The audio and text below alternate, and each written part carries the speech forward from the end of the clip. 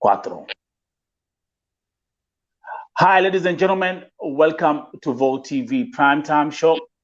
I'm your host, Nelson Mike Madame Murioki, and this is a special edition of the Vote TV Primetime Show. Remember, this show is broadcasting on all 7 platforms that I own, including Vote TV YouTube channel, the Nelson Mike Podcast YouTube channel, the KNL Facebook page, my private Facebook page, and also on Twitter at Vo Television.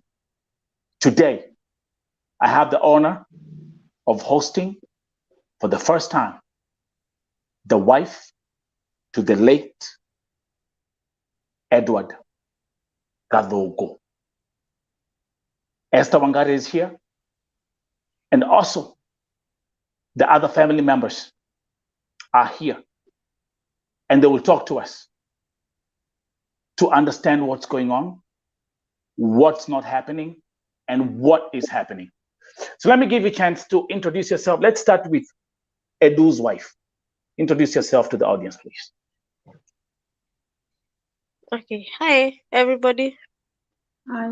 I'm Hi. Esther Wangari, wife to Edward Gathungu.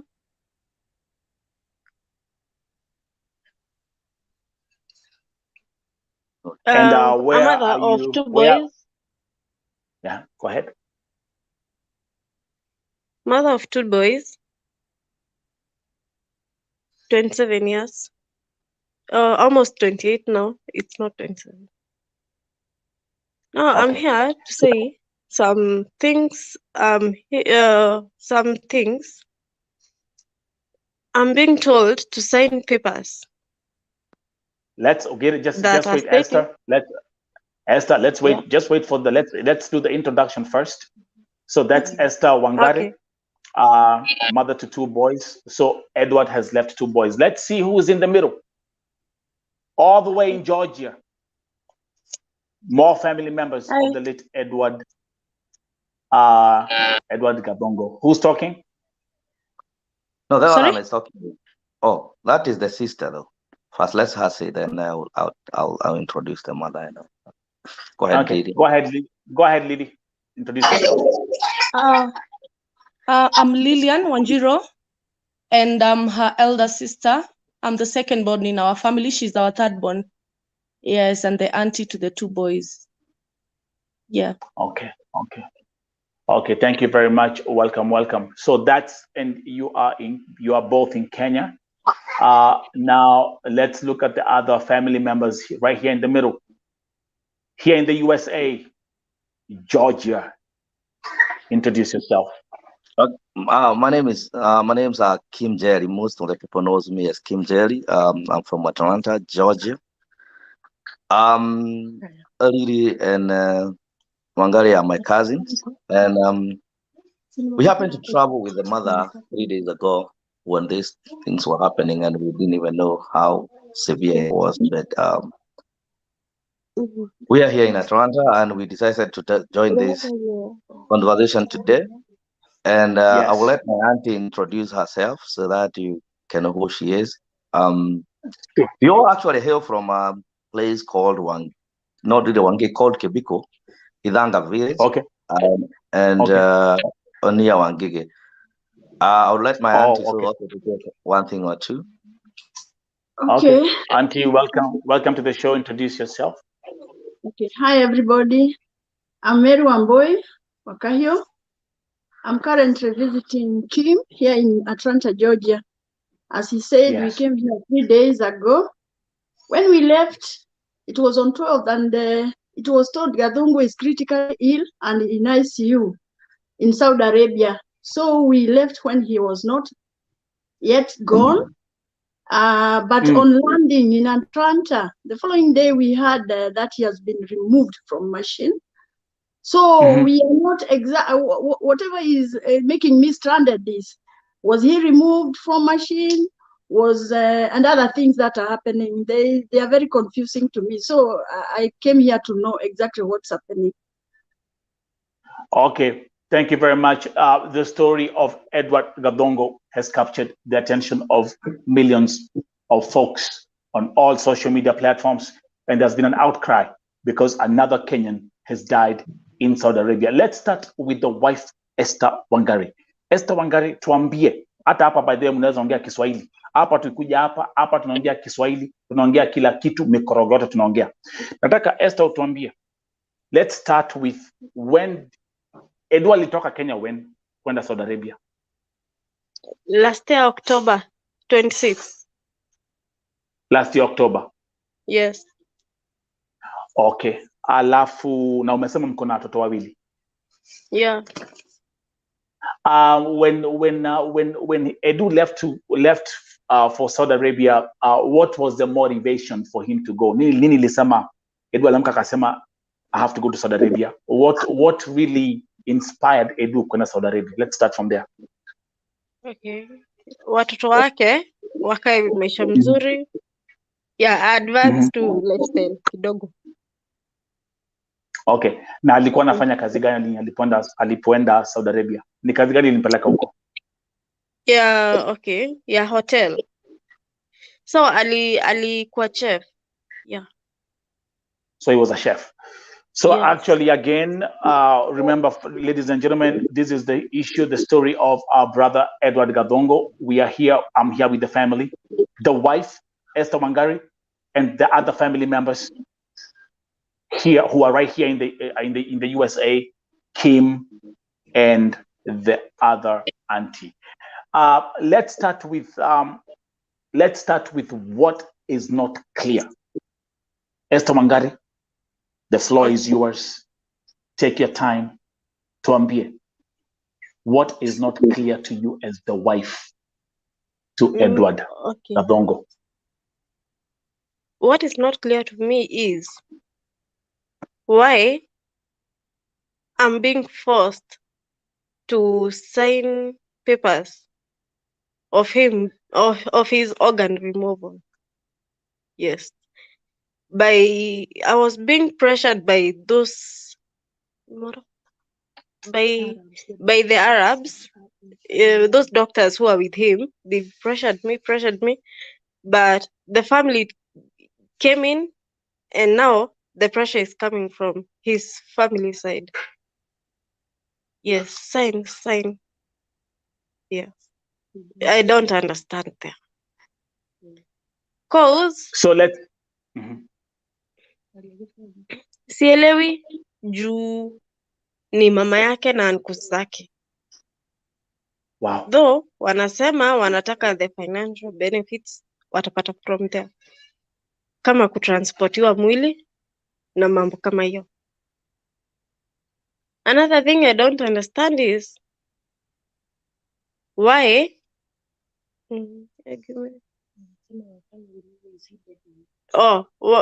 whether ako alive or not. Cause now bado naletewa makaratasi ni sign the consent, I don't know what, but sasa hapo sielewi ama ametolewa ama not. Wow. Social media ina trend ametolewa, sasa mimi hapa bado naletewa makaratasi sign. So kuna ile and by the way, I will show. Let me show the viewers what Esther is talking about. Again, ladies and gentlemen, welcome to Vote TV Primetime Show. This is another segment of our brother Edward Gathungu. With me here today for the first time, this is the wife, Esther Wangari, and also the other family members on the right, Kim and the other auntie. Wacha nionyeshe watu the document you're talking about, ile ambao unafosiwa wanakuweka pressure usign. Let's start from there. And actually, once I show the document, I'm also going to read what the document says to the viewers. Are we ready? So that's the document right here. Okay. The viewers, let me just show you a copy of the document. That's the document that the wife anawekwa pressure kusign. And I will tell you exactly. I will read out the document to the viewers as we proceed. Now, let me go back to Georgia. Georgia, Georgia, tell us from your perspective. Well, from our perspective, is it really doesn't make sense. When I was leaving, I was with them in the airport. When we were leaving, and I mean, it was like I overheard this guy boy was in an accident, he's in ICU, and people pull through the ICU. People have been in ICU for 27, 30 days, 2 months, even 3 months, and so they pull through. The other thing which is not clear is that it is an accident. Where did it happen? When? How? Where? You see, you have to ask those questions if you are smart enough to ask those questions. Another thing that doesn't really make sense is that why the rush of signing this document, forcing this lady to sign document, and actually you don't see them, and why the rush to put even her name and make sure that she actually look like there is beneficiary, which apparently she's not. Actually, as a matter of fact, she's not. Also, I'll make it very clear.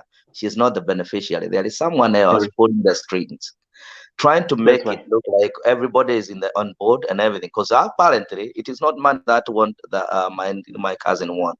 Everybody, my cousin wants to see the husband alive, and that is actually more important than anything. But there is a greed somewhere. The greed which doesn't make sense, the greed which is pushing people just agree so that we can get this money. And I don't even think she will even get anything from that, even if it ever happens. And nobody even want that blood money. As a matter of fact, as a family, something that we don't. We really don't take blood money.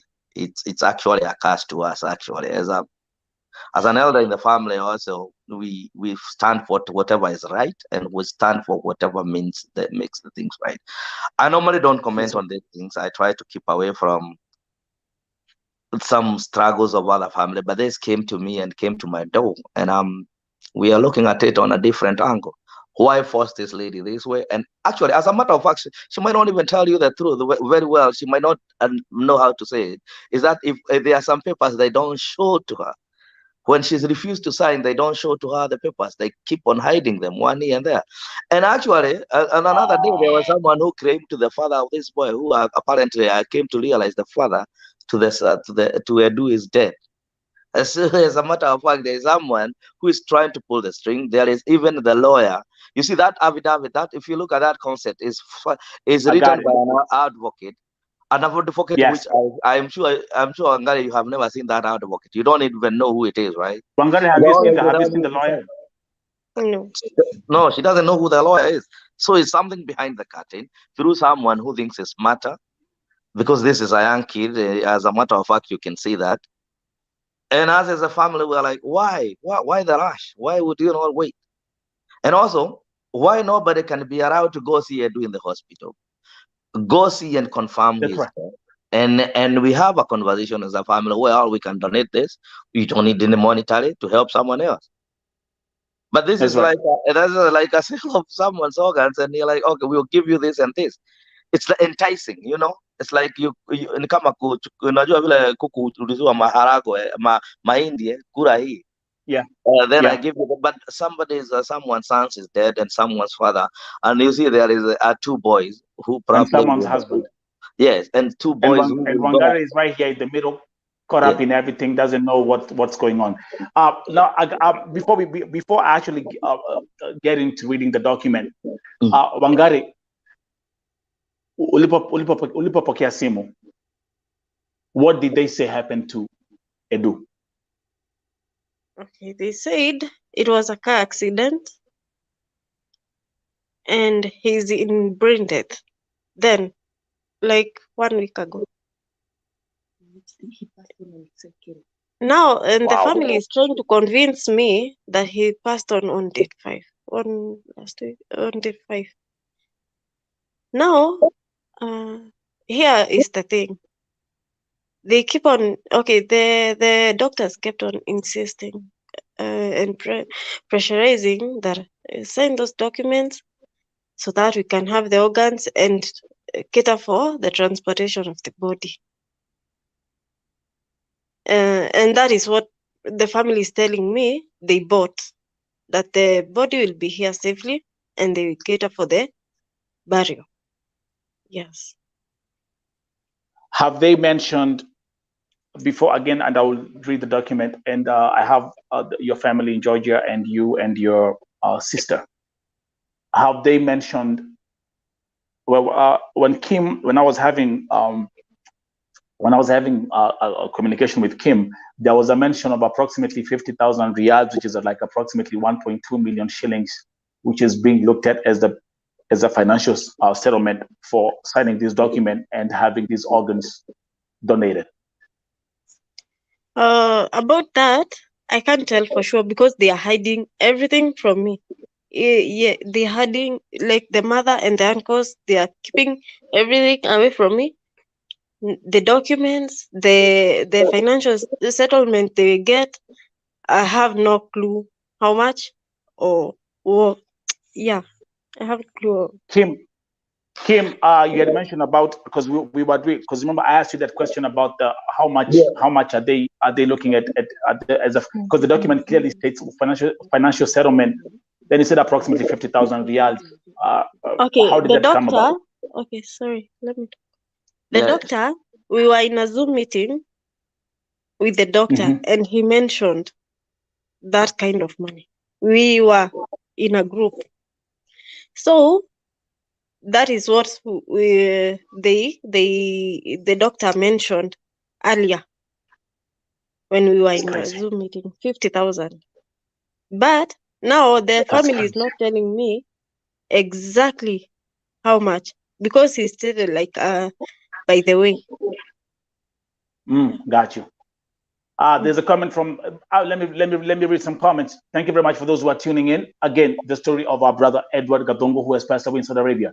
With us tonight, the wife, Esther Wangari, mother of two, and also the family in Georgia, Kim, and the auntie. Also with Esther Wangari is her sister, who's also the auntie to the kids. And I'm gonna also give Wanjiro an opportunity to speak. But let's first of all keep you Esther Wangari here as we proceed with this program. There's let me read some comments to the audience. Juliet saying she should not take that offer before knowing exactly what happened. And then there's a question of what is 50,000 riyals? That's peanut. When Kim, when you mentioned to me that amount, that's what they are giving as a financial settlement or whatever. Honestly, I punched myself in the face. Helen Mkala saying, Nelson, there are two things here. Either ako still in a coma, ndio maana wanataka kutoa organs, or alisha kufa, wakatoa tayari the organs, because if he has been dead for days, the organs zimeharibika sahi. Thank you very much, Helen Mkala, for that comment. I'm Juliet saying the Ugandan lady was compensated 200 million Saudi riyals and she's alive. Our Kenyan guy is dead already. Why 50,000 riyals? Are we all following what's going on here? I want to talk to the auntie in Georgia. The mother. The mother. Yeah. Yes. Sorry. Mama ongea. Okay. Mimi kitu kimenichanganya sana ni vile nikitoka kule GATHUNGU was in coma, and they also talked that he's brain dead but in ICU. So on reaching Georgia, we were told, and then in between, they were kind of saying they want to remove the guy from machine. They be given consent. And then later on, I heard he kind of still in the machine and in coma, but now the consent is about removing the organs. So I'm kind of confused. Is he still in the machine? If they have not removed and they are still waiting for consent to remove, or can he be waited to see what can happen later if he's still in machine? Or why can't we have somebody from this Kenya going there to see what is happening to Edward? That's another thing. And I also remember before I left Kenya, Esther had gone to see some embassy offices in Nairobi, And they wrote a letter that she has not consented in either removing from machine, neither from removing organs. So what I was happened? about to ask them. I'm also in in the dark. Do I know? Wow. I still can't say now Gathungu is dead, because it's kind of, according to that letter, they first of all talk of brain death, and then they later talk of removing organs, consent to remove organs. Then later they kind of talk about the body. So how is Gathungu? Is he still brain dead with organs? And then he will be, of course, removed, and he will now become the body, and they bring it here. So I'm stranded. I want to be clear. Okay, you being the mother-in-law, let me say I spoke twice with the mom today, actually yesterday, depending on how you look. Yeah, it's already past midnight, and the mention was Gathungu is dead. Also remember. So again, that's yeah. So actually, I'm trying to see if there's a way that we can get her on the phone, if it's possible. This is Vote TV. It's about being transparent. But I can hear that behind the scenes there are certain things that have not been clear. Esther Wangari, who's the wife, is actually being pressured. It's like people are not on one page.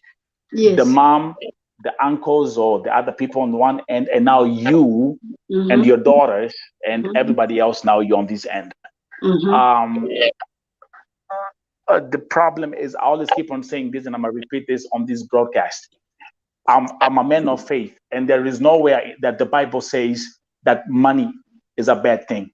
But there's one thing that the Bible states: it's the love for money that is the root of all evil. The love for, it's not that money is evil, it's the love for money. And maybe someone, when they are being told, you don't know what they're being told, when they hear these numbers being thrown around. I mean, someone putting a price tag of 1.2 million shillings on a human body is literally out of his own guts. Let's start from there. It don't even make sense. It does not make any sense at all. But now, Kim, remember, there's someone who's just looking at 1.2 million shillings and start doing his or her own calculations, and they look like they're being given the world. This is blood money. Yeah, wow. And Esther Wangari, can I allow me to go ahead and read the document as it states?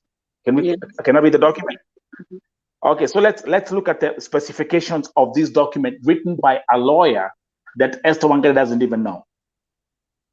So let's start, Mom. So who picked up this lawyer? Do you know his name? No. Do you know? Maybe Wangari knows. Maybe they have a. She actually had a glimpse of that. Do you know who it is, Wangari? Unajua ni nani? Umepata lawyer? No. They are refusing me to consult anyone or come up with or talk or do anything. The family. And listen, and you are the wife. You're the wife and the mother to the kids. According to the concept, you can read. It says very well. Okay. I want to do. So let's read this. So let me read this document that I've received. This is the document that the wife was being forced to sign, or is being pressured to sign. It says before it's written by a general power of attorney. There's not. I don't even say the names here. But anyway, let me proceed. It mentions John Kifugi Gathungu. The age is not mentioned. Says father deceased. Then it says Margaret Wanja Kibugi. Let me actually come here. Give me 1 second. I'm gonna put it here. So I mean, people cannot. It's good. It's kind of blurry on the screen, but I'm going to read this document. That's the document that I'm reading. Margaret Wanja Kibugi, 62 years old. That's the mother. Is that correct? That is correct. And then Esther Wangari Karaoke is being mentioned as the third person on that document. 27 years old, the wife. Now, all residing at village Kibichiku location, Kafete County, Kiambu, Kenya by nationality. We are legal heirs. In brackets, head injury, brain death. Edward Gathungu Kibugi, son of John Kibugi Gathungu. Saudi resident identity number is being mentioned here. The passport number is also mentioned. In Saudi Arabia, who is brain dead, who is, sorry guys, I have to correct this document as I proceed because there are like a million grammar mistakes. But anyway, in Saudi Arabia, who is brain dead in Al-Man General Hospital, Riyadh, Kingdom of Saudi Arabia. We are hereby authorizing, listen to this. Mm-hmm. We are hereby authorizing Margaret Wanja Kibugi, who is the mother of brain dead among us, to sign the consent deed on behalf of us for organ donation, and also authorized her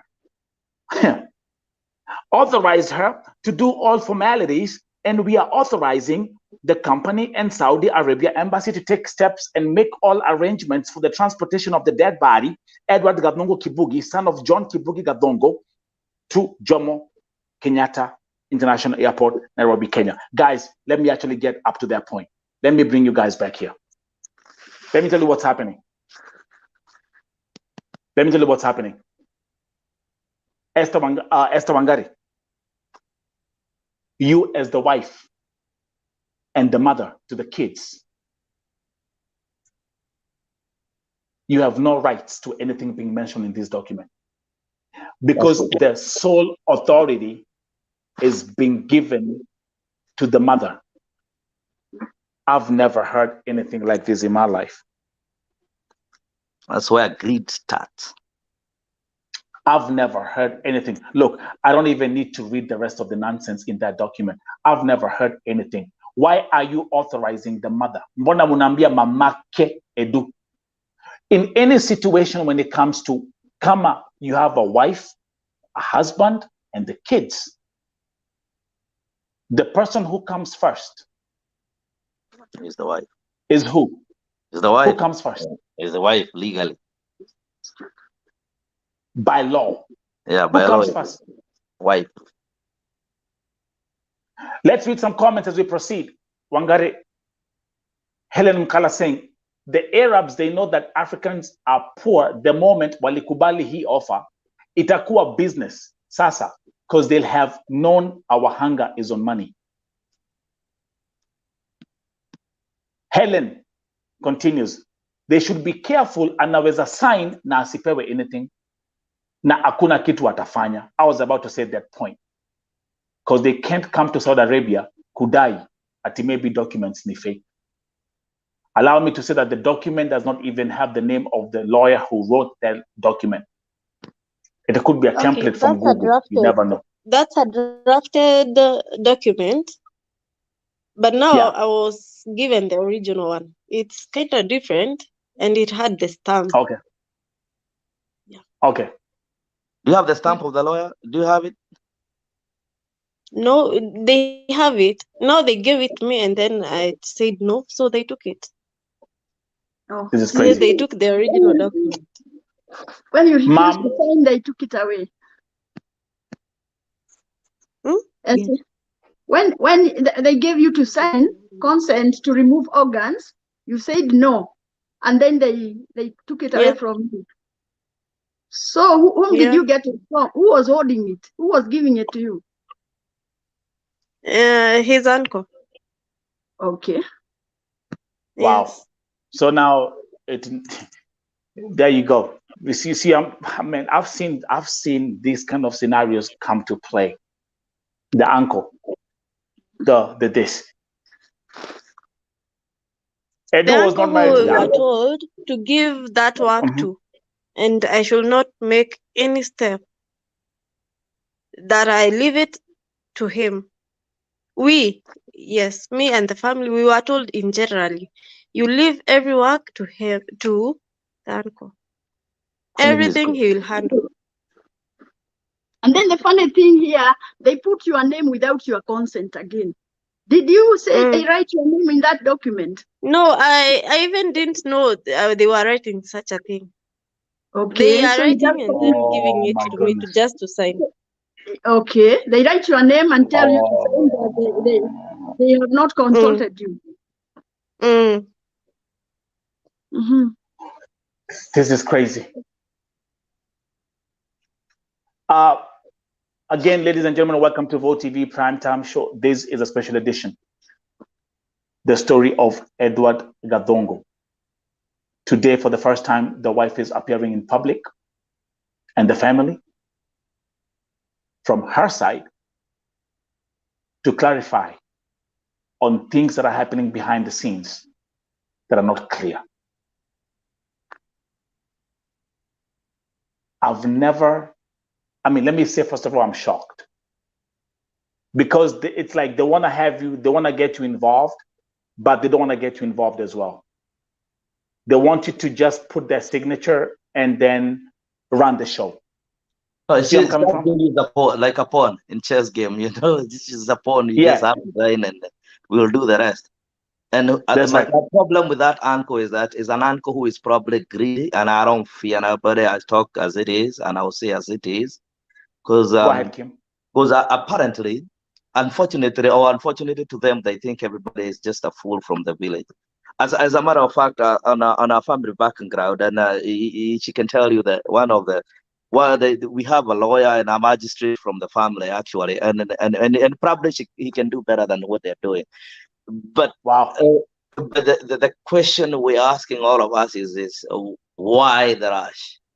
Why not involve someone? Why try to tell someone to sign? Would you think people didn't go to school? Did you think that we are not educated? We did not educate our daughter. She's someone who can speak fluently in English, someone who can lead the book, you can read and understand the concept, and we are there to help her. And the problem I have with that is when people start trying to manipulate others because they think there is greed of money. And we see this is the 62 years old woman probably doesn't even know what exactly is happening to. And I feel that deep in my heart, and my guts tells me the truth that she probably don't understand. There is someone who thinks it's smarter than the other and think there's money for this. It's probably more than, it might be even more than 1 million or 2 million. It didn't matter whether it's 1 billion shillings. It doesn't change the fact there is someone who is dying. It doesn't change the fact that this money is dirty. It doesn't even change the fact that we all need the truth. Because the truth will always set you free.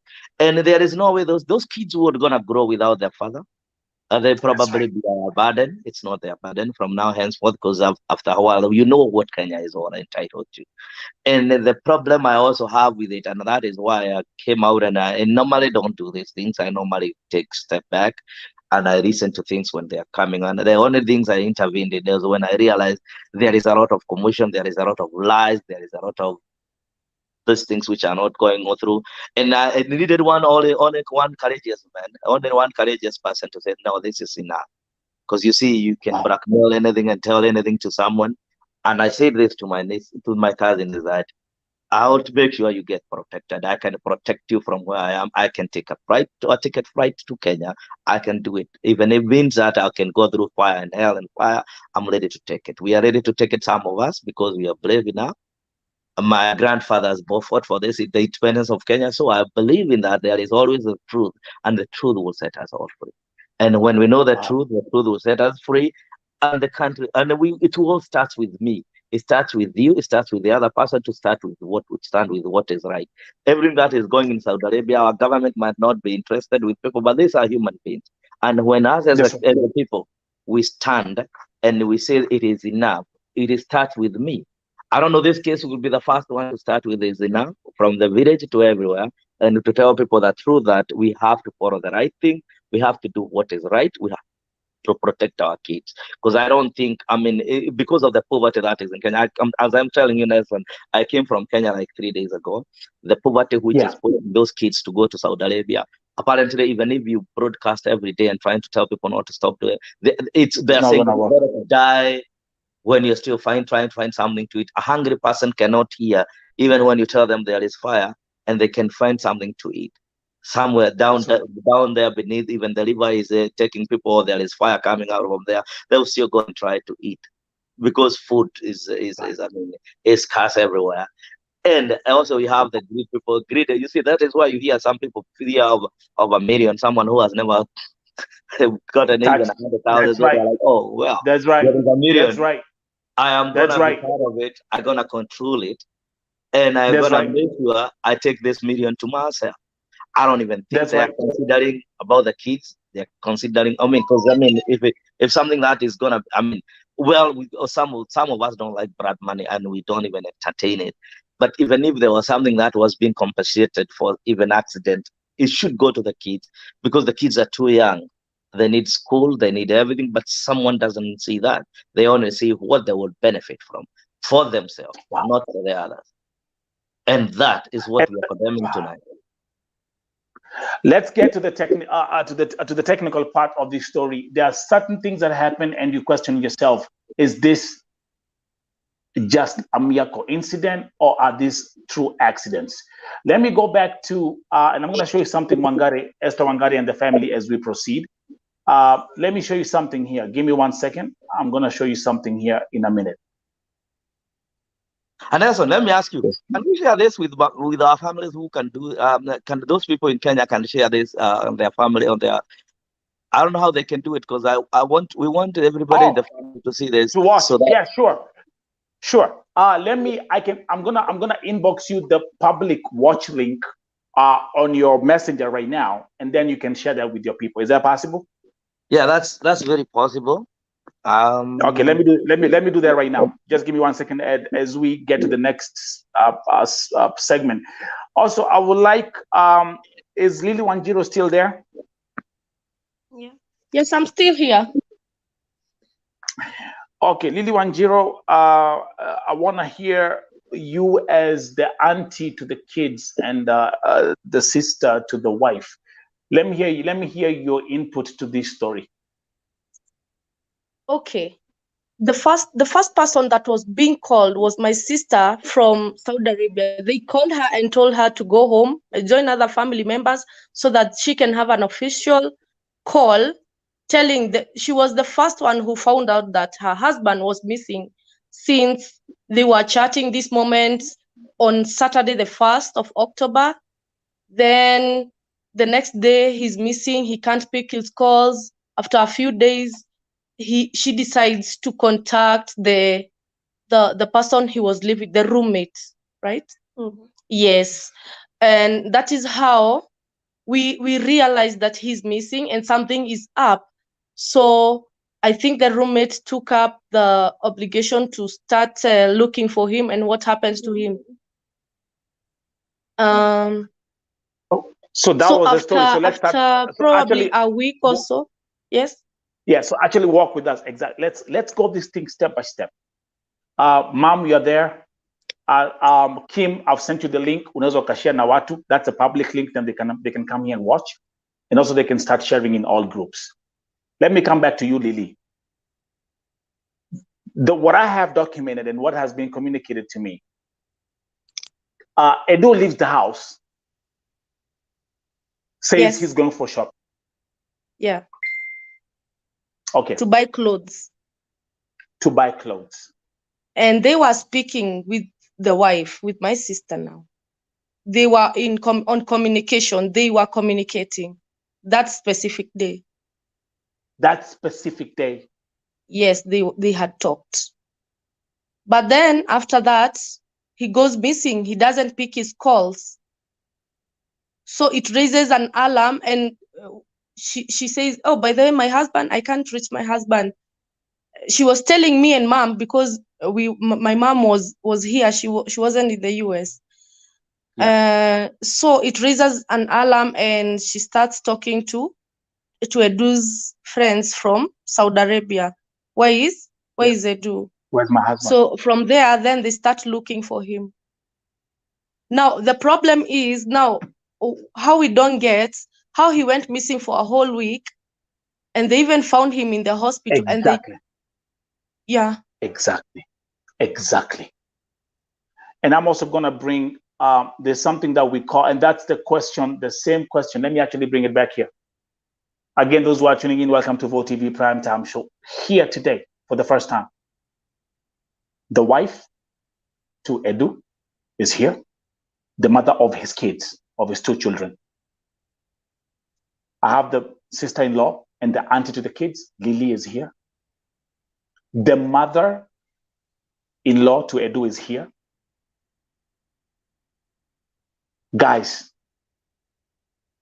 we are getting this thing clarified, and we are going to get all the facts straight. Let me come back here. Let me come back to you, Lily. The same question I asked and the same question Kilam to anauliza.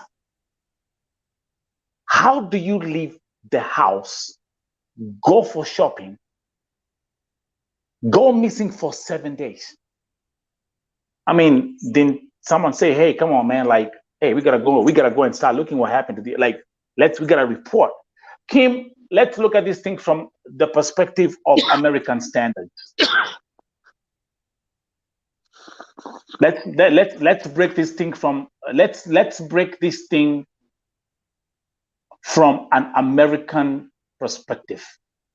Tell the audience, I don't want to speak because you're the family member. Tell the audience, if I left the house as a family member and you don't come back in an hour or two, tell the audience what happens here. You see, whenever you report a missing case person, and everybody, I mean, it's a concern by the government, by the local agent, and every day, every hour goes by. You start. I mean, first you have to check on the jails, everything and everywhere where this person is. It goes 24 hours. Mostly within 24 hours, they don't even make it as a missing case person. But after 20 hours to 4 hours, 72 hours, it becomes a missing person case. It is well broadcasted. It is also, we start looking for, we actually mobilize and look for where the person has gone. And after a few, if you can't find them from the hospital to everything, the authorities keep on looking for you. It doesn't matter whether it takes years, they keep on looking for you. They don't you don't just go for 7 days. Nobody knows where you are. Nobody has ever even figured out what is going on in your life.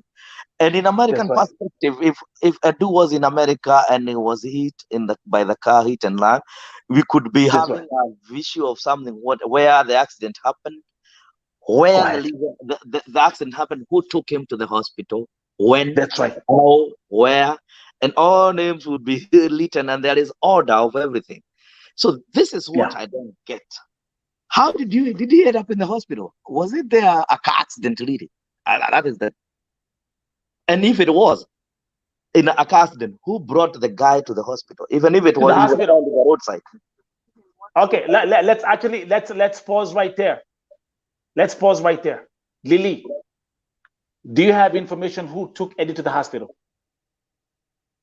Now that's the problem. The problem is someone called me and told me that Edu was found. He went on Saturday, but was found on Sunday 2 a.m. in the morning. 2 a.m. That is what he told me. Someone from Saudi Arabia. I didn't know who it was, if it was the doctor or someone. I don't know who. He said that he was found on the highway, hit by a car. And I don't know how he was found. Maybe a good Samaritan or someone took his cards and maybe called an ambulance on him. We do not know that for sure. But he was picked up at 2 a.m. in the morning on Sunday, then took to hospital. Nobody bothered to call my sister, who is the next of kin. Nobody bothered. After one whole week, that was when someone called her and told her that from Saudi Arabia, and told her that she should go home, be with other family members, because she's going to receive a call from Saudi Arabia with news regarding her husband. Now, okay, there's a very famous proverb. It's a German proverb that we say all the time. When someone is telling you such a story, you tell them, stop pissing on my leg and telling me it's raining.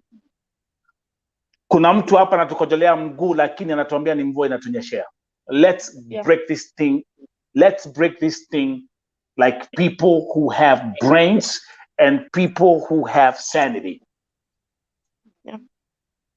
How does someone leave the house at Amanda shopping alafu ends up on the highway dead. Exactly. That was what was it, 2 a.m. in the morning. Was it not even the same day, right? Not even the same day. The Oh, next same day. day, 2 a.m. He had employers. He was from job. And my question also comes, let me ask you, and this baffles me. This guy is employed. He has an That's right. employer. That's Who right. He's the a guy chef. he is supposed to report back to work. The chef Yes. does not Thank you. does not see the need of calling back and ask, hey, what did they do to? Is he still there? Did he That's run right. away? That's right. Because those Arabs, whoever you call them, I don't even care about them, because I mean my opinion. It's my opinion, and I stand with it. I have low opinion on them. America, First Amendment. America, Yeah. First Amendment. That's freedom of expression. Yeah, so it's I have low opinion on them. I don't even care what they say or whatever they do, because they are animals to me. I got no feelings. God knows how I feel. Because we are all human beings created equal under the God, and that we all should have right to live. Because this is what I don't get. This guy is your chef, goes missing. Yes. There are people, Yes. he doesn't work by himself. I am sure in Saudi Arabia, there are other people, it doesn't matter whether they come from Sweden, wherever they come from, whether they come from India, Sudan, wherever they do. There are people who That's live right. with. They know he That's right. has been missing for 7 days. They know something is amiss. Because apparently, if I work with you, I have to tell you, even when I go home, they have to call and ask, hey, have you seen this guy? Right? Because we are brothers, people. And there's something somewhere knows the truth.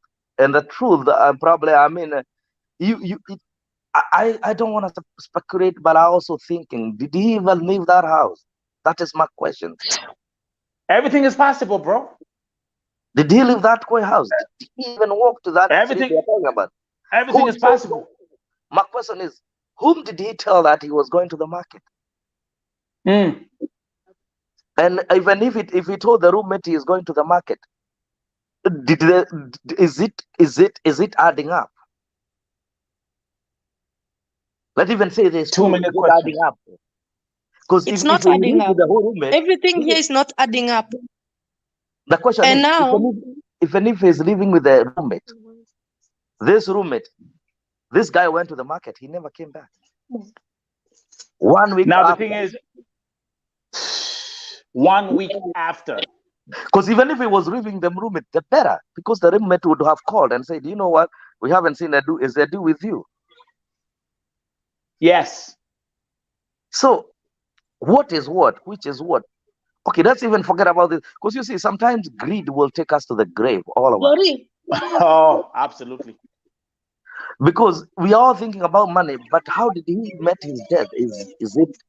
Was it a little death, or is it something planned? Let's see some my brother Kim, there are some comments. There are tons of comments coming in, but let me read some comments here for you guys to see where we're heading to as we proceed with this case. Shiko Paulina anasema ama aliuzwa na marafiki zake. I'm not eliminating that possibility. Neither. Then there's Anwanjiro who is saying, according to what I know in Saudi Arabia, it's only the police that can take you to the hospital in case of the accident. No one has the right to take you to the hospital until the police arrive at the scene. Another red flag, the same thing that I said. Florence Murray anasema ya kwamba biashara ya figo Saudia iko top. Tabitha Maina saying no, it's not adding up. Then there's a question, Lily and Wagare. Shoka Kamiraine. Is the roommate a Kenyan? There's that question. Jen Kamau saying, is the roommate a Kenyan? That's the question being asked. And then there's Jen Kamau saying anything is possible where money is involved. Now, let's look at these two cases. 2 days ago, I hosted the father of yet another Kenyan by the name of Simon Chege, all the way from Nyandarua County. Simon Chege amefanya kazi Saudi ya miezi mbili, and guess what? The family woke up one day and they were told mtoto wao amekufa. And what was the cause of his death? Ati aligongwa na lori kwa highway. Now let's go back here. The Edward Gathungu story is the same thing. Highway accident. Highway accident. Lily, back to you. Talk to us. Now, still on that, on him missing for a whole week, my question was, why did the employer talk to someone, the roommate? And actually, I think he lives in the same, his roommate works together with him. They work in the same, I think, I'm not sure if it's the same department or not, but they work at Four Seasons Kingdom Center in Arabia together. He did not mention anything to my sister until my sister started looking for him to ask where her husband was. I think he went ahead and talked to the sponsor in Saudi Arabia, who I don't know how, I think he's the one who took him to he knew he was in the hospital because he was alliancing with the doctor who kept telling my sister to accept Edward to give away his organs. So when we went to Foreign Affairs with my sister on Wednesday, when the doctor called, and after they were being contacted by the ministry, the agencies, that was when the sponsors called, and that was when we knew what happened to him.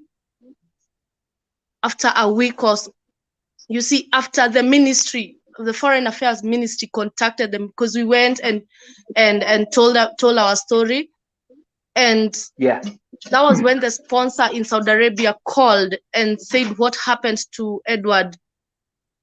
And he gave the story, and he said he was checking up on him.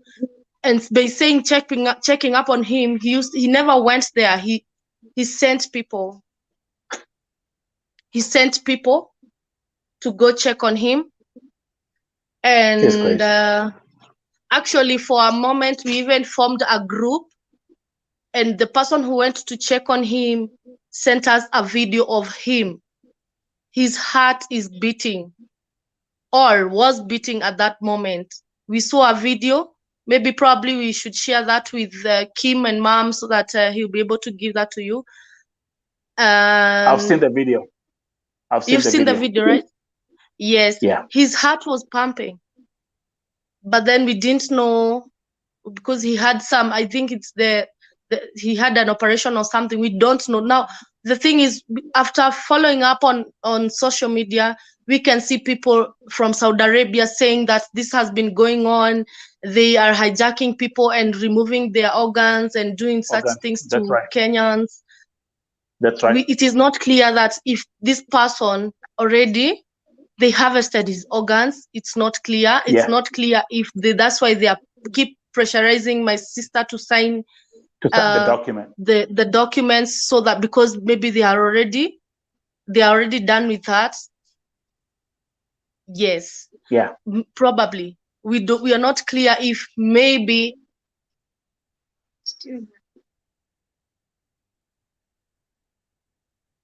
You know, Kim, I think as we wait, her connection is bad, but she'll be back. You know, Mom. Yes. You as when your mom, when mama can do, hata kama ni mother-in-law, you are the mom. Mom to Esther. Yeah, hata Edu.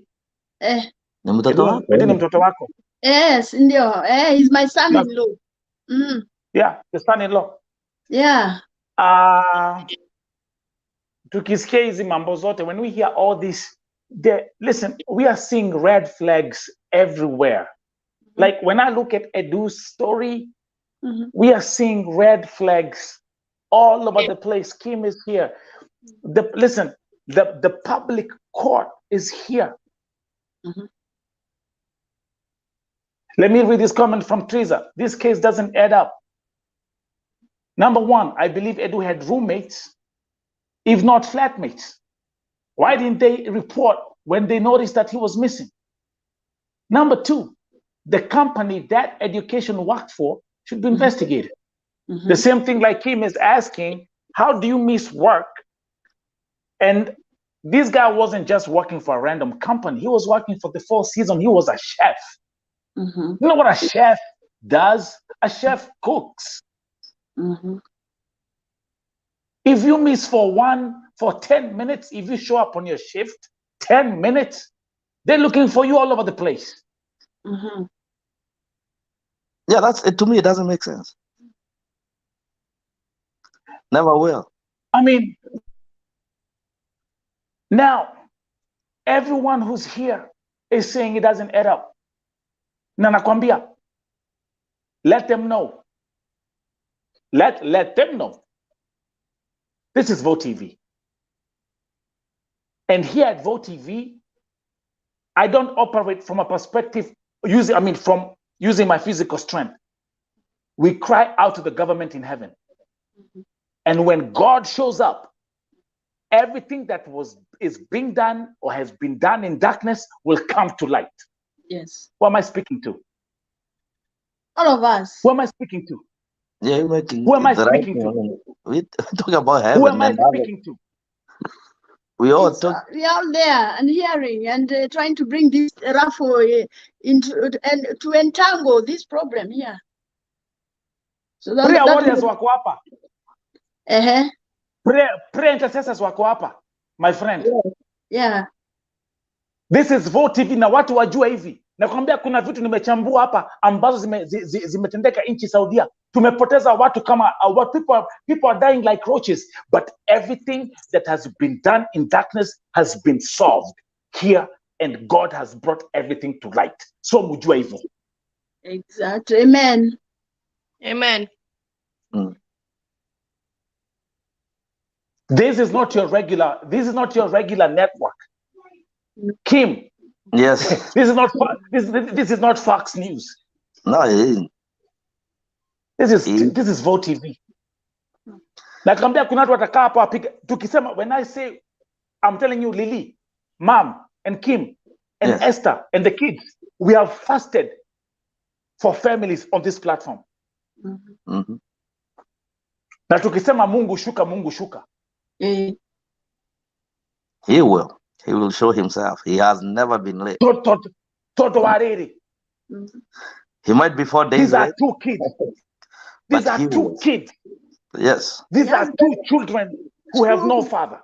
Two good boys who are with me. They're in the house right now. Come on, man.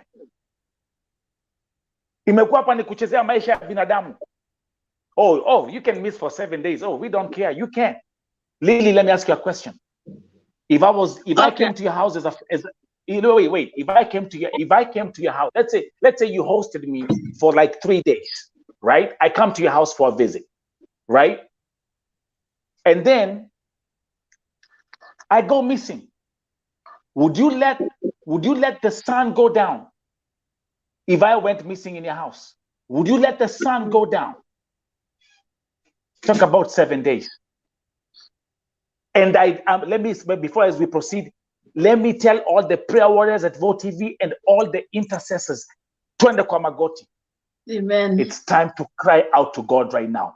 Esther Wangari, come back on the camera because you are the wife. Thank you very much. Thank you very much. Thank you very much. Again, to all the viewers, welcome to Vote TV Primetime Show. This is a special segment for Edward Gathungu. With me tonight is the family. Bibi yake ndio yuko hapo. Esther Wangari yuko hapo. 2 kids that have been left.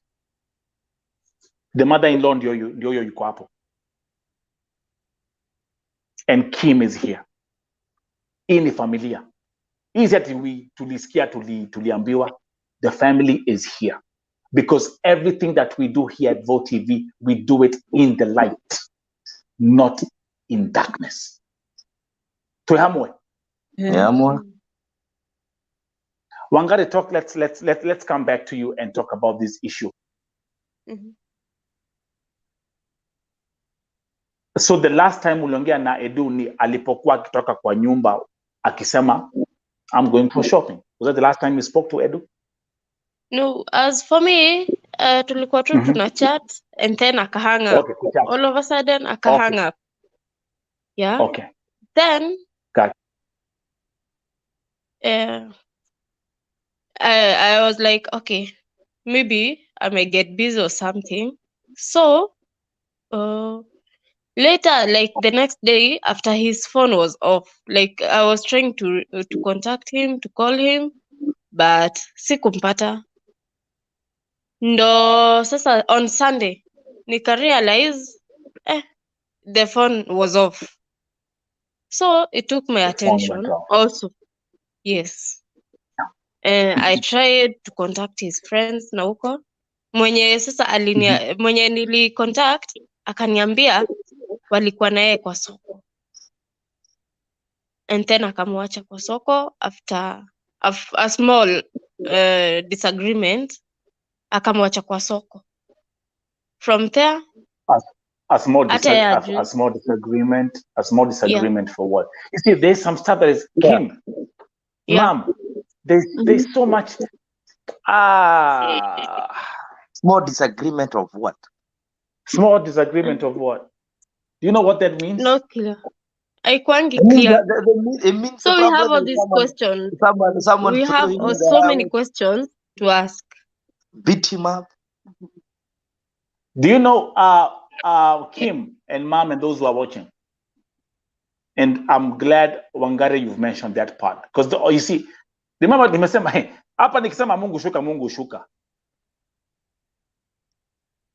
Na hata ikiwezekana akuje mpaka na Nyahunyu tunyoroshe. There's something. Look, Mom. Look at this story. Kim, look at this story. And again, those who are watching, kwa sababu hapa tuko wengi. This broadcast is being watched by thousands of people. Watch this. Sokoni, some disagreement. Phone off. That's a red flag. For what? Disagreement, Yanini? And they're not selling cows there, or there's no run business there too. Let's walk this thing crystal clear. Being at the market, disagreement, missing, phone off, dead. Yeah. Do you know what that means, Wangari, from the eyes of the eyes of an investigator? Mm-hmm. That person who is the first he had a disagreement with is a prime suspect. Is the first murder suspect actually? Yes. Tuanzie hapo. Na kuna kitu nilisema hapa jana. Go and watch what I said yesterday. Kuna kitu nilisema hapa jana. And those who watch the broadcast at 9:30 p.m. last night, mnakumbuka nikiwaambia mimi sitakimbilia hapa kutupia Mwarabu kumwekelea kusema ati ni Mwarabu. Nilisema don't be surprised, Wangari, if the people that are involved in the murder of your husband are his closest friends, roommates, flatmates, people who knew him. Workmate, na mimi sikudanganyi, workmate. Disagreement ilikuwa ni ya nini? We don't know. Let me ask Wangari a question. And I'm tending now to get even more confused.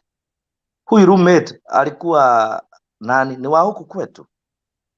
I don't know because niliomba contact yake from Edu's friend. Aliongea Kiswahili, Kizungu? Yeah, Kiswahili, and even I have the audio call.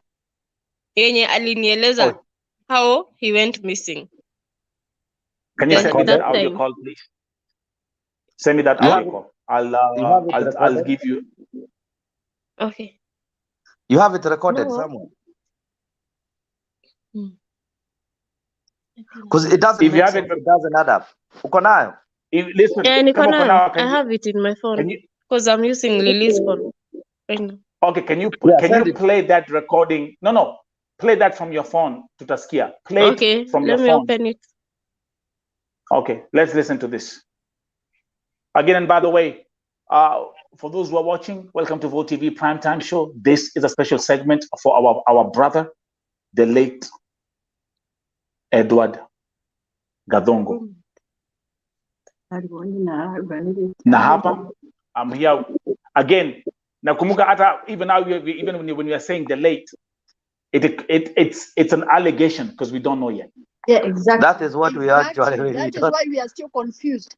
Because Is it the rate? Yeah. he's brain dead. No, here it is. Okay.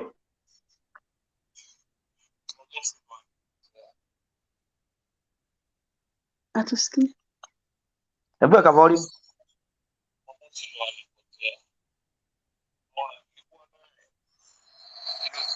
Okay, we can't hear it. Do me a favor.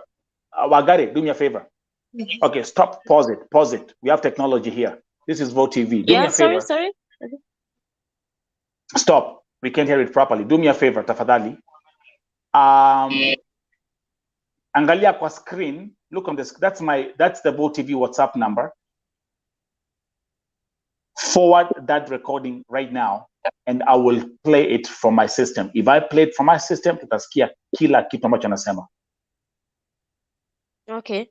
So look at that number. It's on the screen. It's +1. It's +1. Plus. Chukua number. It's on the screen.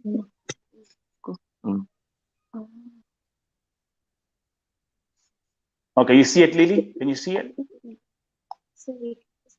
It's +1 571 361 3104.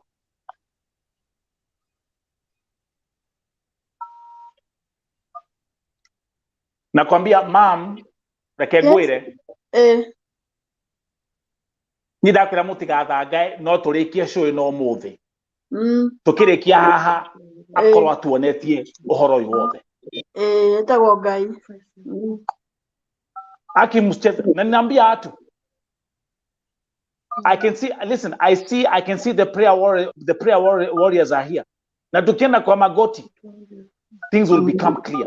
So like now, Kim, give you an example. The story of this disagreement, for me already, that's a red flag right there. I didn't even know that part until today, and I'm like, there you go. Nimekwambia nini? That sounds more sounds more peculiar than I even thought. The other thing I don't really get is this: why are we lashing for money? Yeah, sorry. What is the lash for money? What is more important? Is it a dead body or a living person? Even the Bible says it's better to have a living dog than a dead lion. It's crazy. What is it that makes people feel that money is more important than all these things? Because if you never know the truth, and we will keep on losing other people. This might be the end of the death of our people in Saudi Arabia. Men now used to be women, now it's men. And now look at it. Now, they are young age of 28, 29, 30, men with a good health. Yeah. Why? How? Wait a minute. Healthy. Are they walking in the middle of the highway? How? I mean, I don't know the Saudi Arabia highway. Because I mean, I know even in, I mean, if I were to talk about Atlanta, Georgia, you cannot walk on a freeway, on a highway, but you can't even close the highway with your, because apparently this guy is going to the market, and I don't think he goes to the market in the middle of the highway. Again, guys, let's come back to this thing. Let's come back to this thing, Kim. Like you said, a young Kenyan, Edward Gathungu, okay, didn't even finish 1 year in Saudi Arabia. But again here, another one. Look at that. Do you know how old Simon Chege is? I don't know, but I guess he's not even 30. The same way. My brother, this young man is only 24 years old. Yeah, he looks like him, and he is healthy. had good kidneys, had good everything. Every organ is working. That's right. Yeah. So I mean, so this for me is already this for me right here is a red flag already. Everything I'm hearing is a red flag. Now let me tell you something. If, for example, we had let's come back here. If someone said, okay, Edward GATHUNGU has died because he got sick, something happened, whatever, okay? And then let's say this guy here was hit by a car, okay? Then we'll be like, okay, this looks genuine. But how do we have two Kenyans, young, with the same story of being hit on the highway? This again for me is another red flag. This let's go back to Edward GATHUNGU kwenda sokoni, disagreement, thrown off, 7 days missing. No one is asking questions, not even his own employer. Then the next thing,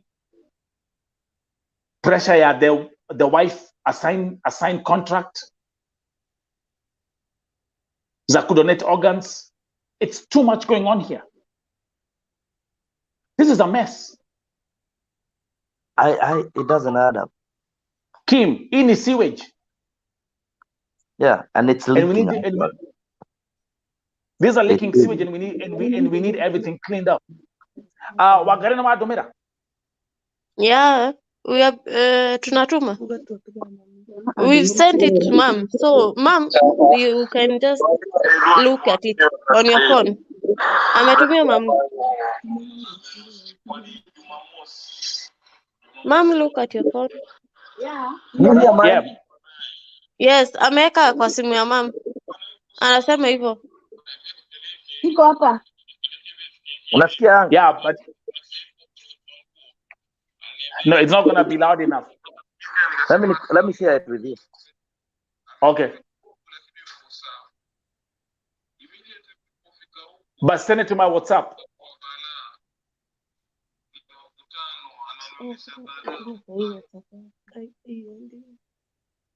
Yeah. Okay, we are trying to get this because if I play it in my studio, you guys gonna hear it vizuri. Tasikia kila kitu. Again, guys, welcome to Vote TV Primetime Show. With me here is the family of Edward GATHUNGU from the wife's side. The wife, Esther Wangari, the sister-in-law, Lilian Wanjiru is here. The mother-in-law is here. The whole family is here. Na mnasikia zile mambo ambazo zinaendelea hapa as we proceed in the coverage of this story. Again, if you're new here, don't forget to like, share, and subscribe to the channel. Comments ni mingi.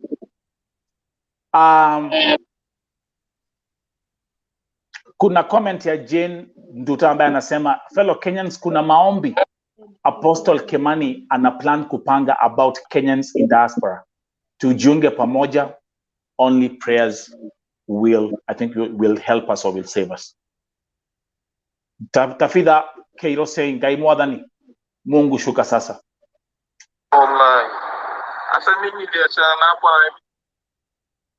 Okay, yeah, play it. Okay, forward it, please.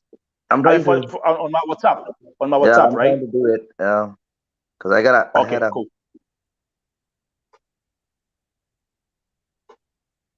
Lily Wanjiru, back to you. Let's go back to the technicality. Let's go back to the technique. Okay, perfect. Let me first of all try to play it from here. Give me a second. Let's listen. This is the recording that was sent to the wife, right? Yes. The guy explaining what happened.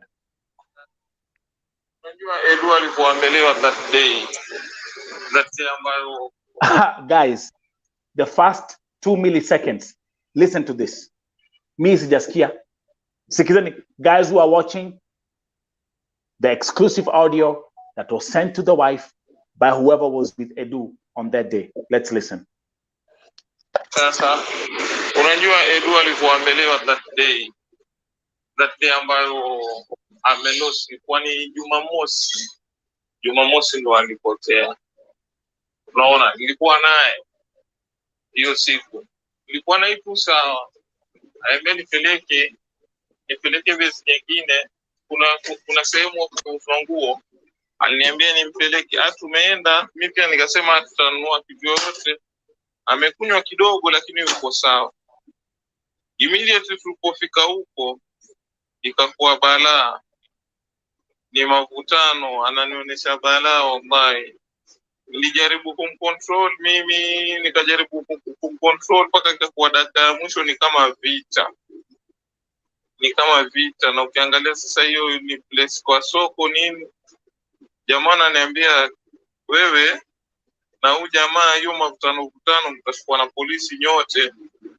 Aseka kwa dakika ya mwisho bana, mimi ninamkuta nikamtie kwa taxi, ikawa yani ni ngumi, ni vita wallahi, ni vita. Na tumetoka naye yuko vizuri, tumefika naye huko bana, amebadilika, sielewi ni tembo vipi hiyo, amechange.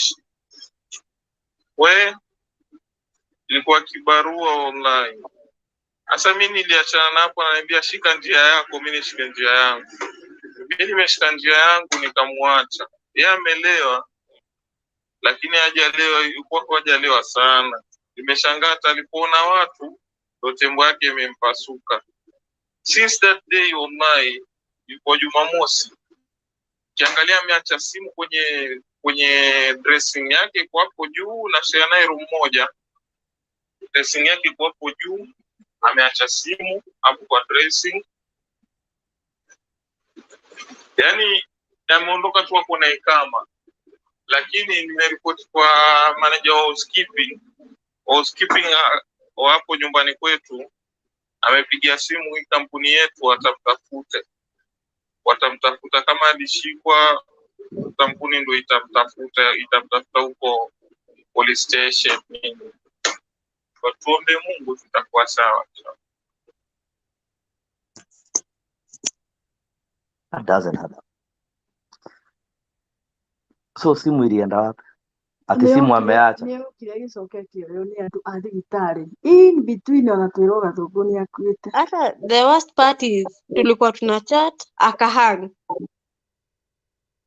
So hata mimi sielewangi. You know that statement does not make sense at all. Yao jamaa. He says tumepigana kwa soko, ati amekataa kwenda nyumbani. Then at the end of the day simu nakwambia hata iko hapa. How did it have ilipata miguu ikajipeleka ikawekwa juu ya dresser? Now that if give me wait a minute. Listen. Am I mad or did I listen well? Do I have a mental breakdown? Am I understanding the conversation? Ni mimi sielewi Kiswahili ama niko na kasoro? Cause kama huyu jamaa anasema hivi na ninarudia, tulikuwa naye twenda kwa soko, alikuwa mlevi kidogo lakini si mlevi sana. Tukaenda pale, hakuwa na vita, hakuwa na shida. Sasa ile tulifika kwa soko, akaleta kasubo, wakaanza kupigana. Wakapigana, akasema mimi wacha niende zangu, wacha I'll go home by myself. Nitaenda nyumbani, wewe enda zako. So there is a problem because we cannot start fighting for nothing. Tukaenda nyumbani, mimi nikaenda nikamwacha, nikafikiria wacha tusishikwe ndio tusipelekwe ndani zizi zote wawili, mimi niende nyumbani, atajireta nyumbani. Kwani sasa nayo simu hata acha nikwambie iko hapa juu ya nini ya dresser. Nauliza kwani walikuwa na yeye, mlikuwa naongea naye, walienda kwa soko pamoja, walikuwa na simu, hakuna mtu wachanga simu. That is the truth behind. That's right. Hata unatumia simu kwa kila kitu. Sasa simu imeachwaje juu kwa dresser na tena kwa hospitali inaonekana? Kwani hii simu iko na miguu? Kwani hii simu ni jini? Okay, mimi nifundishwe kwa shule kama sinashindwa, kwani niko na kasoro ya kusikiza? It might be either I'm not mentally sound, or there is something that doesn't add up. You went with someone, mmepigana kwa soko, mko na kila kitu, mko na phone zetu, mko na kila kitu. Mumesema mmepigana, mnaogopa askari. Kweli soko mnaonekana mkipigana na kila mtu, si ni ukweli? Hawapigani kwa nyumba, wanapigana kwa soko. Mchana na huyu jamaa anasema kweli ni mlevi, si shida kukunywa, hata si shida, hata kama si dhambi, hata muita dhambi. What people drink and leave, so it's not a death sentence. Mwende na mtu mpigane kwa soko, mmekosana. Kwa hivyo kuna kitu, kuna kasoro. Nyote mna kasuba, mna kasoro, kuna vita mko nayo. Hatuwezi toka na wewe hapa Nelson, tuende na wewe kwa soko tufike. Kuna vitu nilikuwa kununua, unless ulikuwa na pesa zangu ukatae kunilipa, tukasamia huko ama tuanze. There must be a reason. Na this guy is not, anasema si mlevi vile. Akatoka hapo mwenyewe, wakapigana, yeye akapanda taxi akarudi, akaogopa atakeshikwa na polisi, akaenda akaambia manager ati sijui nini. Why when we say ati walipigana, wacha tuombe Mungu atajulikana. Why didn't they call her? And the other thing is the most pressing question, the most annoying part that I had there ni kweli, na swali ninauliza, uko na simu umeiwekelea pahali? Yes. Umeiwekelea wapi? Ilitoka let's actually, yes, Kim Wangari. Ulipokuwa when you are texting with Edu, he mentioned specifically ako sokoni ama anenda sokoni? No. Muliongea naye akiwa wapi? Haku mention ati anatoka or something. That is why the guy is convincing you that simu iko tu hapa juu. This is crazy. Now, actually, another thing I found that very intriguing. They go to the market with a taxi, so meaning he's not walking. That's right, man. I've already picked up all these things. Listen, if for example Kim and those who are watching and Wangari and Lily and Mom, if kama safari ya kwenda sokoni ilikuwa lazima walitembea through the highway, now this will be a different story now.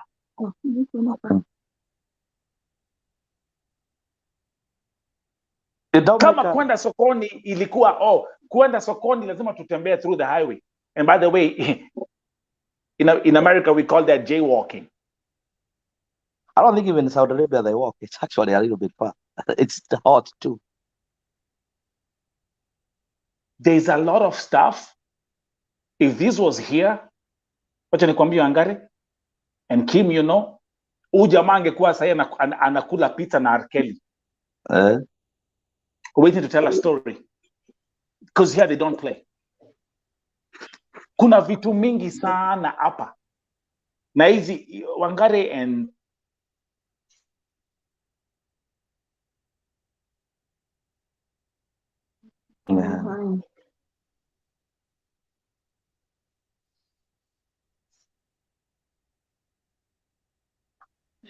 Hello? Musio na wasiwasi.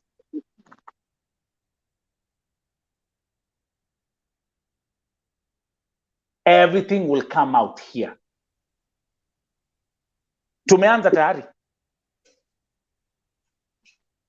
So let me ask you one question, Wangari, and this is going to be something I would like you to, I'll give you time to talk about it, and Wangari will attack Wangari.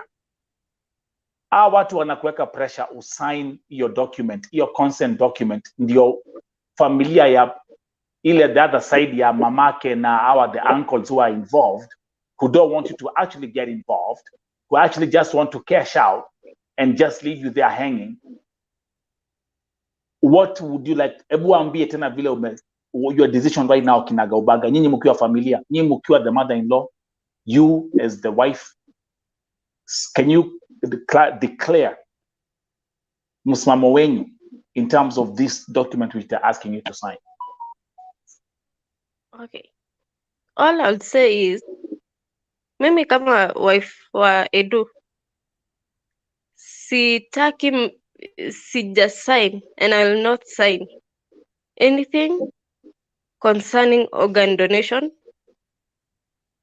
na sita sign your agreement of power of attorney to the mother alone. Aheri wangeandika stroke.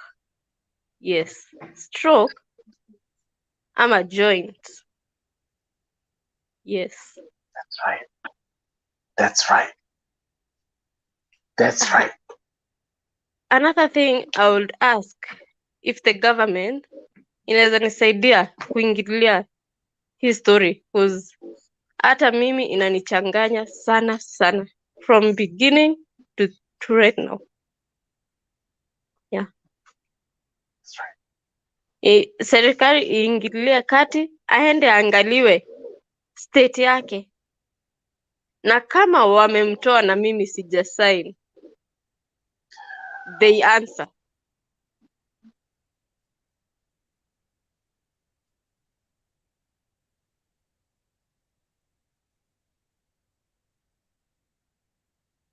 Lily, I'll give each and everyone the opportunity to speak. But let me know. Wait, Wagari, koja kidogo. Let's give your mom. Okay. Mom. Okay, mimi pia nataka yale maneno iko kwa hati ya Wangari, kwa roho yake ikuwe respected. Kama hataki kufanya hizo signatures zenye zinaenda kusema adonate viungo vyake, because pale juu wanasema ni brain dead, and I had seen several brain dead who kinda they were, if the heart is beating and he's still in the machine, can he be given time? Because now Wangari has not given consent, so why should he be removed, and why should he be remove the organs so that he become a body? You see, there are things that are coming in a consequence. One, consent, ya brain dead, apeane figo, apeane vitu zake, ndio sasa abecome body, ndio hiyo body iletwe. Sasa hata sijaamini huyo kijana kama hajatolewa kwa machine, saa ingine hajakufa. These are allegations we are dealing with. Mtu aende huko aone ni nini ina happen. Yes, the government itself. Yes, because then they tried that Wednesday before I left, and it didn't materialize to any answer up to today. What happened there? People are trying to kind of talk sweet words to them, but now all of again they stopped, and it was like wengine ndio wamesikiwa na ni hivyo sasa. Wanataka Gathungu akiwa dead and aletwe nyumbani kama mwili na ni hivyo. So at least it should be looked into. Now, by the way, I know there is a sister who is in Saudi Arabia, that same Riyadh, na inasemekana hajakubalishwa kwenda kuona brother yake. Wow. Kwa nini kwa hiyo Riyadh ati na ameblokiwa kwenda kuona how Gathungu is? Because huyu anaweza kutupatia answer, if not somebody else going from here to that particular place. Kwani hao waajiri wao wako aje? Oh my goodness. Okay, the sister is okay. Let me talk about the sister. Yes. The sister nilikuja kurealize amefungiwa mambo kama mimi, hataki ajue mambo, ni mimi nilimuupdate. Yes, and hayuko Riyadh exactly, ako mahali kunaitwa Dammam. But this is Yes. Dammam is ni far away from Riyadh. It's far. But it's far from Riyadh. Nilijaribu jana kuambia I contact the sister, but they were like, no, you can't do that. You can't tell sister anything. She's not here. She can't help you. But she's there where yes. She don't need a fright. Ako huko Gathungu ako. Atuambie Gathungu bado ako kwa machine ama ametolewa na akakufa ama ako hai ama whatever is happening na hajatolewa hizo. But the sister, you say okay, mom, the problem with that country is sister hakubalishwi kutoka kwenye ako.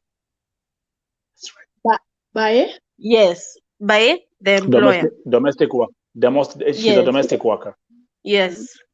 That is That's the main Arabia. problem. I know angekuwa, mimi namjua, angekuwa ashaenda.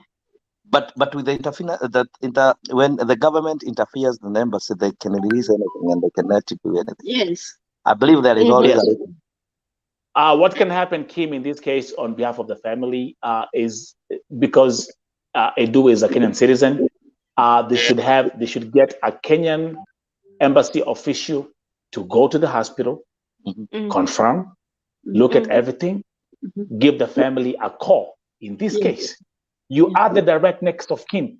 But now si hapa kuandika ati mama yake ndio the one who's authorized. They are pushing you out and now putting the mom to be the one in charge. Nimeingia na mama yake Edu jana, and allow me to say this, unfortunately, she doesn't seem to have any clue of what's going on. So they can, like Kim again, so they can throw all kind of trash in her brain just for her to go, like, okay, let me just go with the flow. Yeah, actually, she lost a son, and she's confused. She's angry. Ameambiwa hiyo brain dead ni kifo. She doesn't understand anything. She's 60 years old, 62 years old. And she's been convinced not to understand, not to hear from my side. She's been convinced not to listen to me. Yeah, and there you go. And that's where the battle starts. I think Edu probably wrote, when he was signing the contract, he wrote you as a next of kin, right? The wife, right? So that is the cut, because legally it binds you to be the wife. It's you. You the mother. You the wife. You the mother. Whether the marriage certificate or not, you are the first next of kin, right? The first next of kin is you. That is why they are not able to do these things, because if you are not mentioned, you wouldn't even be anywhere. That is the truth behind it. And if the greed of the uncles, I will call them off. I don't fear them. I walk there. I walk back by there, and I'm a man on my word. I keep it. What I know is they're greedy. They want money, and it's not. In fact, they don't want money for the mother anyway. They want it for themselves. That is what I think. You cannot take that from me unless you cannot convince me otherwise. Because the moment you have that consent, trying to say, the wife and everybody, they put number one, the deceased. They put the father deceased too. They put you and the mother. They say, oh, we give consent to solely, like your mother, your mother-in-law will take responsibility of everything, and you should make the final decision. Where on earth, where on this planet Earth, did one person make the decision of everybody without consulting the other one? In fact, if it was in a family and we came and sat down and had a conversation as a family and say, yeah, you can do it, it would be so easy. Why do you want to jump the drum before the beat? The rush is the problem. What is the rush for? What is it for? How much is this money? How many billions can buy a life? A human life. And by the way, how much is enough? Kim, let's go back to Esther Mangari just real quick. The amount that the doctors mentioned during that Zoom call for us to be in the open, how much? What was the settlement that they were talking about? Okay, that he mentioned roughly, like I had zoomed out of that call because because of several reasons. But now I asked what the one of my nieces who was there told me, do not agree to organ donation. So I asked her, has they mentioned organ donation? Akaniambia yes. Nikamuuliza, akaniambia yes, wamesema 50K. So that is roughly. But these men, I know these men cannot be following 50K. I know there's something more. I know there's something that they are running after, of which Awaniambi, but I know it's not 50. That I got it from the news, who saw I had zoomed out, and now trying to update me what the doctor has said. Yes. Do you have some audio sounds about that? No, sorry? Do you have anything that can... yes, the text. I have those texts. Yes, we Okay. need them. We need For them, because I'm here, I can show them right away. As we proceed again, ladies and gentlemen, welcome to Vote TV Primetime Show. I'm your host, Nelson Mike Morioki. Today, a special segment, a special feature of our brother Edward GATHUNGU, who I will from now on mention the term who is brain dead in Saudi Arabia. Exactly. Right here with the family. I like it that way because it has not been confirmed. They are still requesting for consent to be signed, and they are not yet signed. Esther has not signed. Right. Yeah, so it should be investigated. What is the state of that guy? That's right. Again, as we proceed, the wife, Esther Wangare, is here, the mother to the two children. The mother-in-law is here. And also, so Kim, Edu will call you what, uncle? Most probably cousin, because this is my cousin. Cousin. Yeah, this is my cousin. The cousin is here. Yeah, this is my cousin. So Edu will call me cousin in one way or the other. So let's go back to everyone who's here, those who are tuning in again. Let's play. I want to play this audio again, the one that was sent to the wife, explaining what happened at the market, the fight that happened, and all that stuff. That's what I want to play. Guys, give me 1 second as this thing loads up. Also, I'm going to request you, Wangare, please, if you can, kindly send any communications that you've received. Upper in the Vote TV. This is a platform of transparency, so they can see it. Everyone can see it. And CCTV can show everything if we follow up. That African warrior, Sarah, pesa na moyo wa mtu ni nini? That's a very good question. The same thing we are all asking here. And for Christ's sake, 50,000 reals, give me a break. Let me come here. Let me play this. I'll play because my stuff is loading up. But unajua Edu alikuambelewa that day ambayo amelosi, kwani Jumamosi ndo alipotea. Unaona, nilikuwa naye hiyo siku, nilikuwa na ipo sawa, nipeleke besi nyingine. Kuna sehemu wakuuza nguo, aliniambia nimpeleke. Tumeenda, mimi pia nikasema atanunua kitu yoyote. Amekunywa kidogo, lakini yuko sawa. Immediately tulipofika huko, ikakuwa balaa, ni mavutano, ananionyesha balaa. Wallahi, nilijaribu kumcontrol mimi, nikajaribu kumcontrol mpaka ikakuwa dakika ya mwisho ni kama vita. Na ukiangalia can we pause there? Nyi wa Kenya ambao mko Saudia, EC Georgia, EC Washington DC, EC Koinange Street, wale ambao mko Saudia, can you confirm to us one thing? Saudia ni pahali pa Waarabu wanaenda wanakunywa hivyo, they start walking around wakiwa walevi. Can someone confirm that to us please, tukiendelea? Yeah, I would like to know that too. Because I know that country is very strict. Yeah, angalia, even I have my friend here in Kenya, Spain, anasema I think Muslim countries, people, I mean, they don't drink. Do you find people huko nchi za Waarabu wakiwa huko wakipayuka nje wamelewa wanaume? I mean, the way this guy is describing this is like ni kama somewhere in Moshava. Oh yeah. Wameenda kunywa sheifago. Wakaenda kupigana huko. This is Saudi Arabia, for Christ's sake. So let's say, actually, Kim, mom, those questions, hakuna pombe huko. Hakuna kitu kama hiyo. These are now wako Saudia. So can we confirm that part? Can we confirm that one kwanza? Everybody say, I can see people commenting here. Hakuna pombe huko. That's a lie. Yeah. Kuna kitu kama hiyo. So let me bring this thing back again, how he starts the story. Sasa unajua Edu alikuambelewa that day. Kuna pombe, everyone is saying kuna pombe.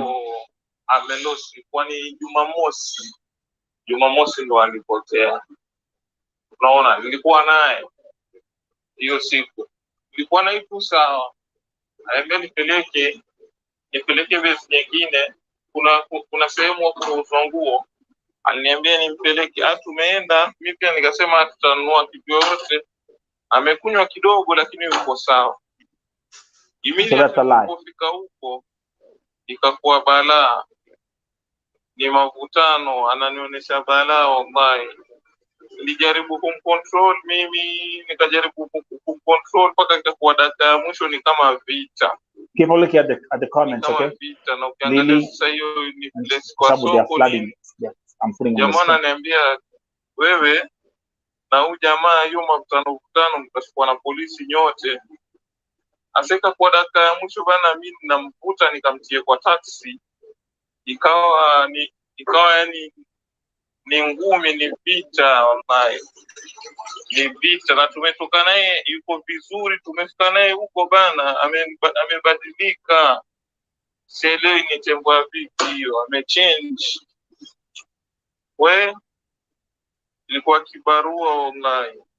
Sasa mimi niliachana na hapo, ananiambia shika njia yako, mimi nishike njia yangu. Mimi nimeshika njia yangu nikamwacha. Yeye amelewa, lakini hajalewa sana. Nimeshangaa alipoona watu ndo tembo yake imempasuka. Since that day wallahi, yuko Jumamosi. Kiangalia ameacha simu kwenye dressing yake kwa juu. What is that? Utembo umesikia? Utembo wake what does that mean? Mtembo wake umepasuka kwa Swahili? I think it's talking about busted. Utembo. Tembo ni mimi nimeshika njia yangu nikamwacha. Yeye amelewa, lakini hajalewa sana. Nimeshangaa alipoona watu tembo yake imepasuka.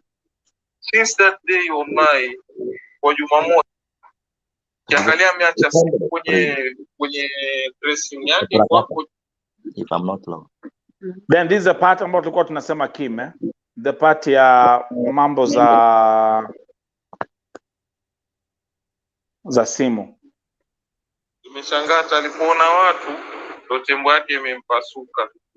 Since that day wallahi, kwa Jumamosi kiangalia ameacha simu kwenye dressing yake kwa hapo juu, na share naye room moja.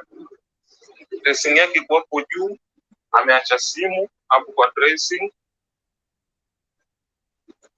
Yani ameondoka tu hapo na ikama. Lakini nimeripoti kwa manager wa housekeeping hapo nyumbani kwetu, amepigia simu hii kampuni yetu watamtafuta kama alishikwa, kampuni ndio itamtafuta huko police station nini. Tuombe Mungu tutakuwa sawa. Okay, next question. Lily. Yeah.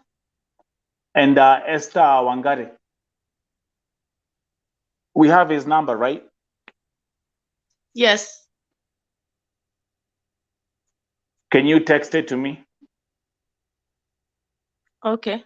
Esther will text it to you. She just stepped out briefly. She'll be back. She'll text you.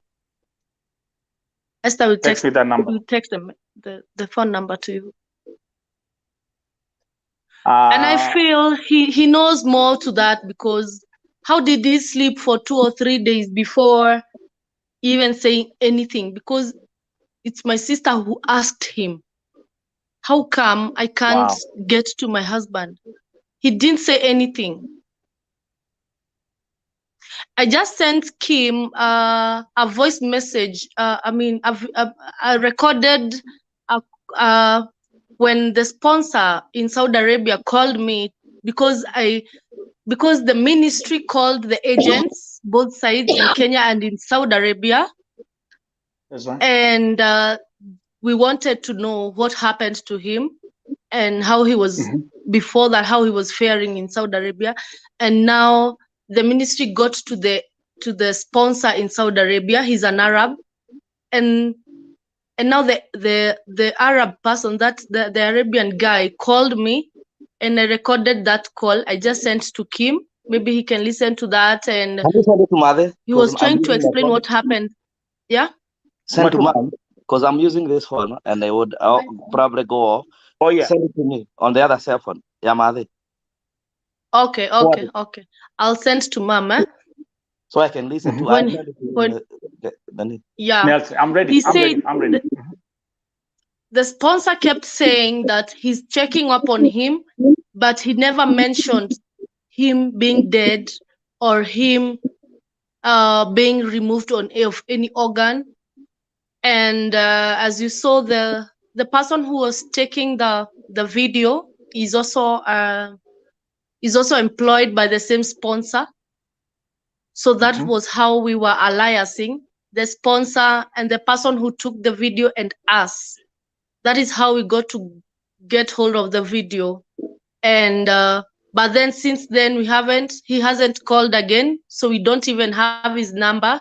But I know probably the other agency in Kenya knows how to contact him.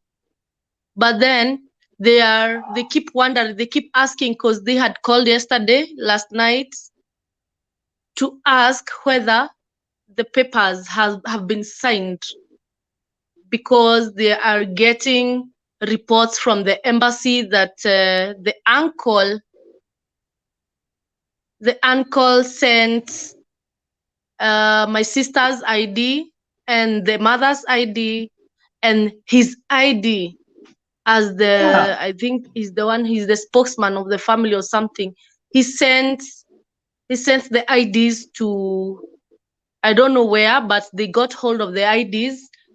And that is how it's where my sister comes, and she's saying she has not signed anything. They shouldn't fake her signature.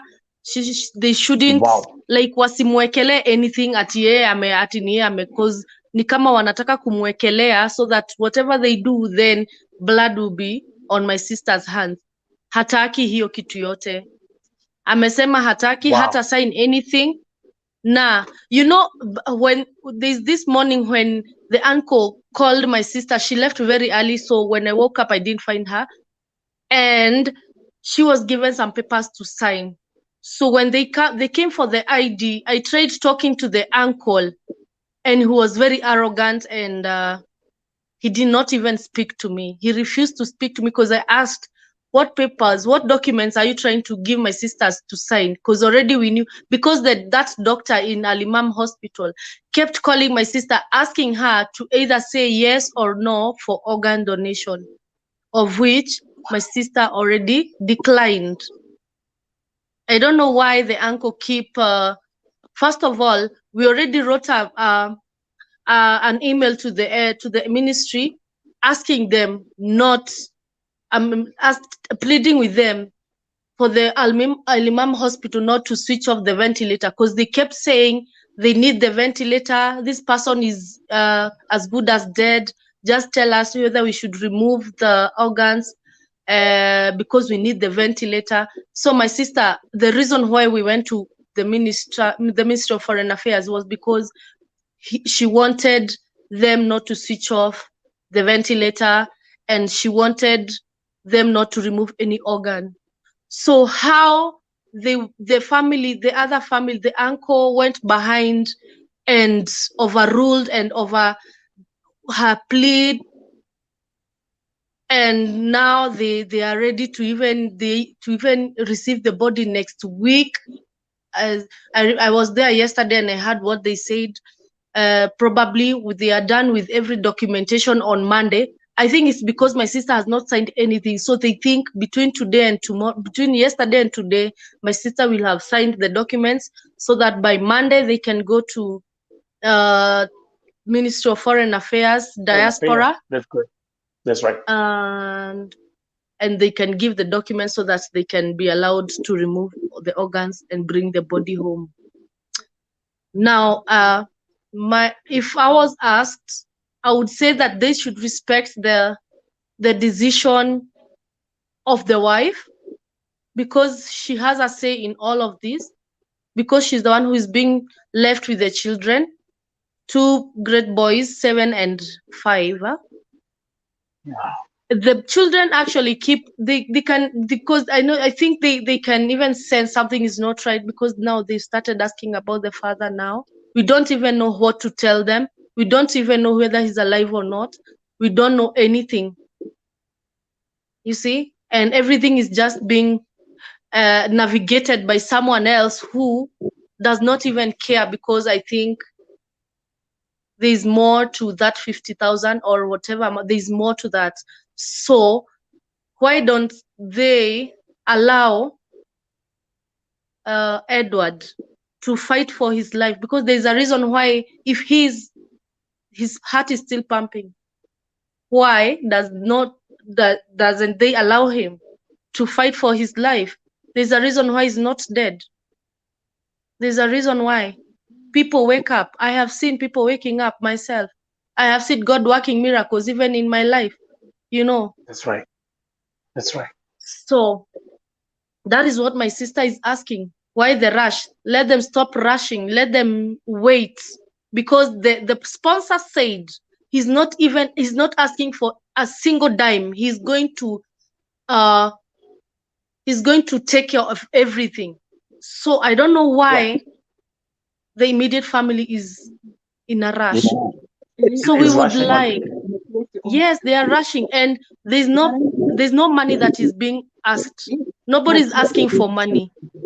The sponsor said he had insurance, so automatically they are going to take care of every hospital bill. But then we need someone that can be trusted to go and check on him. That's right. Or to check on what is remaining of him. And nobody has accepted. I mean, my sister has not consented in any organ donation. So let them not remove anything.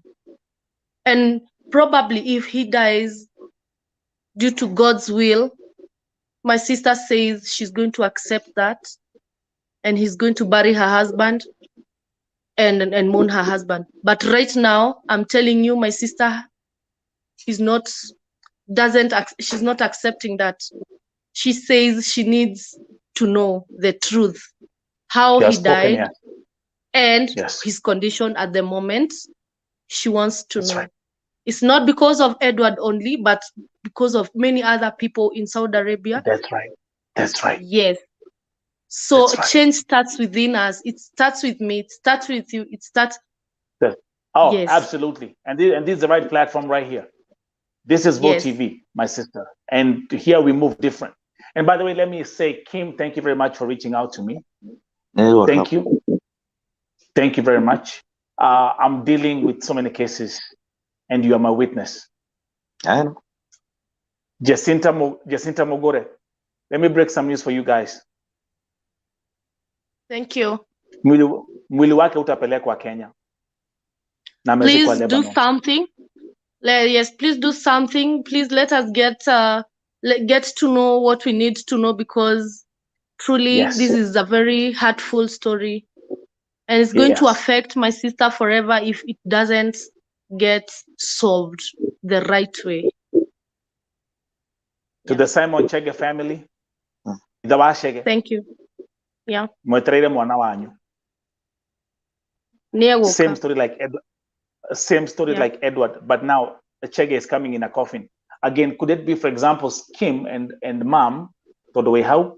Could it be, for example, that the same thing happened with Simon Chege? So, and by the way, they did not, because this family they don't have anything. They don't know about the rules. It's a family from Nyandarua, Maema. I even had to explain to the family, some of the members, how to use WhatsApp. How are they going to follow up with this kind of story? So, for example, after maybe someone like Simon Chege was still breathing, and they just decided to pull the machines off without the family's consent, without asking the dad, without asking the mom, because where are they going to start from? Yeah, because you see, the problem I have with them, if there was nobody who knows how, and someone who is insisting on things to be done right, probably this would be the same case.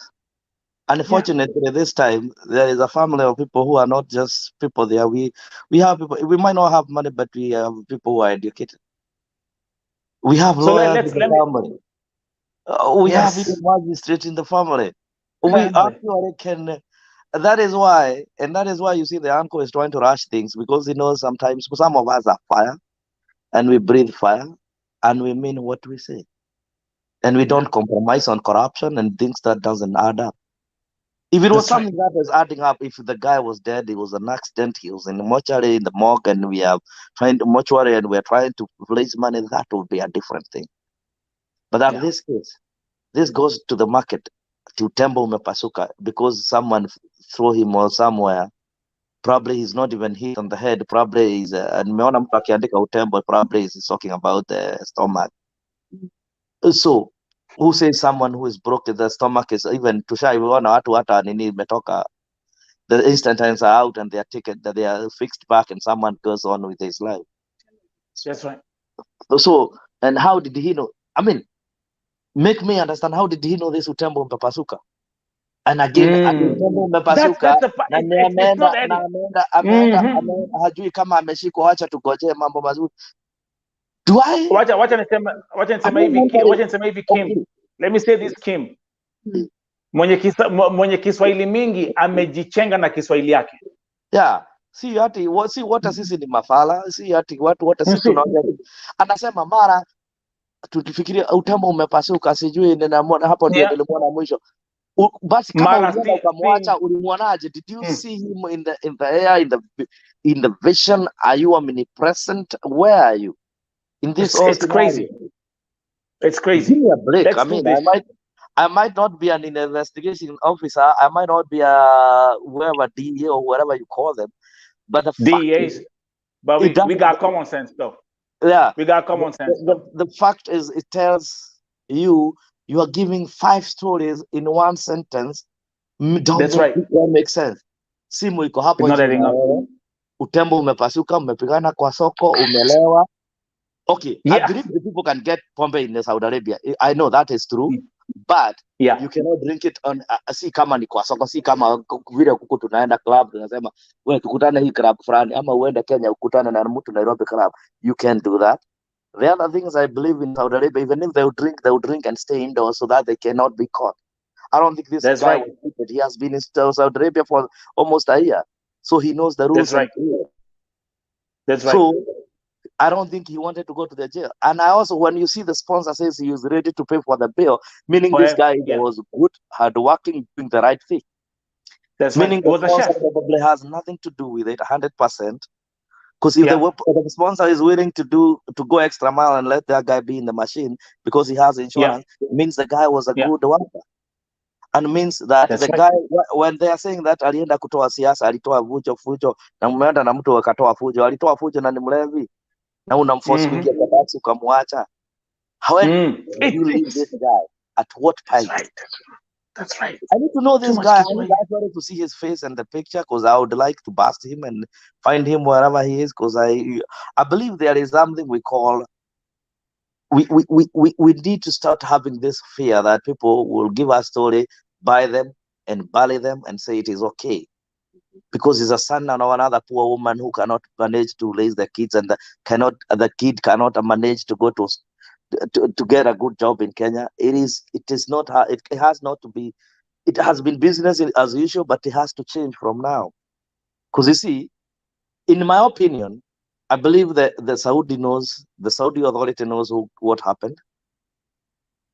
If not Saudi authority, there is someone. These guys, either they're having a cartel, selling some organs, and they're using it as an excuse. Alikuwa amelewa. Now you're speaking. I am asking, I want the people who listen to me and who lives in Saudi Arabia, who in their right mind? Who in their right mind in Saudi Arabia get drunk and gets out? I know people can drink. I know I've seen people drunk in Saudi Arabia. Yes, they do. But they drink together in the house, and they probably would do a video in the house, not even showing the location, because they would be busted and probably put on the next plane going back to Kenya. They would be deported. And that is the Kim, let's do this. Kim, I'm going to do this. We got 47 seconds. We're going to do another special segment, but allow me to say this. Officially from now, VOTV will continue to declare Edward Gathungu is brain dead. And we all agree on that. Mom, Yes. Exactly. that's Yes. the verbiage. Team, Yes. that's Yes. the verbiage. To Yes. all the viewers, mumekuwa hapa, mumesikia, mumejionea. Let's wait for part 2. Have a good night. You Thank too, you very sir. much. Thank you. Thank Appreciate you. it.